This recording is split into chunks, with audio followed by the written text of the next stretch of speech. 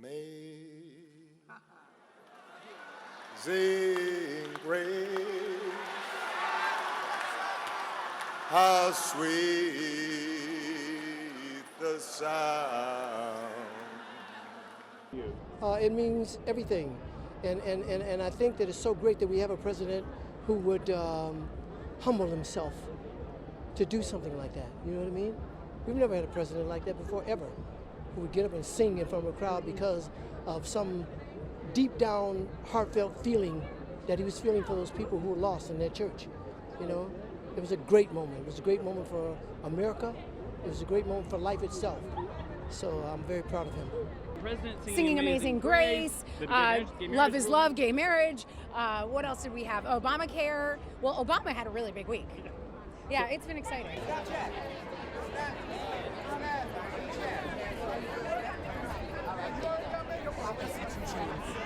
You know, the fact that both of those events happened on the same day, it really says so much about where we've come and how far we have to go. So for that, you know, it's a very emotionally confusing feeling, you know, because you're so happy for one thing, but just so heartbroken and angry and sad about, you know, about the Charleston massacre and children and people dying, you know, by the hands of police brutality and the hands of each other. You know what I'm saying? We have to do better, and I believe that we will.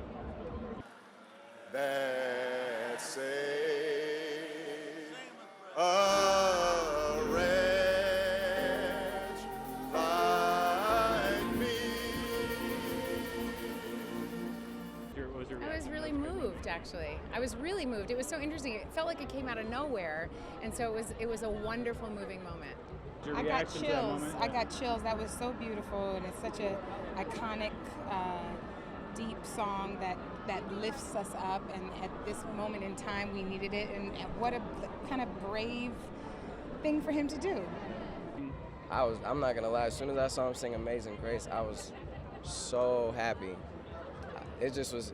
I don't know why it surprised me, but it just was like, it was so necessary. You know what I mean? I was so called for it. As much as we're experiencing in the world right now, who better to call on than God? And whatever your belief is, I respect mine. When the president started to sing Amazing Grace, it reminded me of my grandmother who had made it through lots of different tumultuous things. Giving a eulogy like that represented how all of us felt was important. And I mean, my mother and I were just jumping up and down for joy. Most powerful man on the planet, humbling himself to pay homage to the people that lost their lives. There's nothing better than that. It was a fantastic moment, and yeah, happy that it happened in my generation.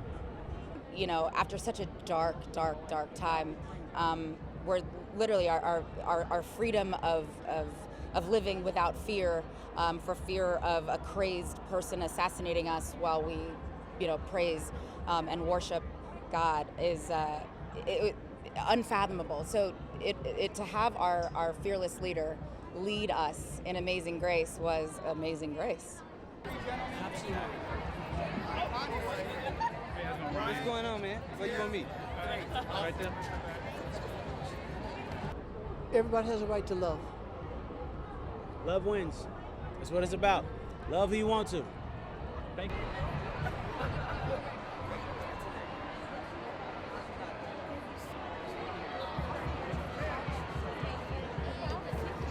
I won't take credit for it. I won't take credit for the Supreme Court ruling.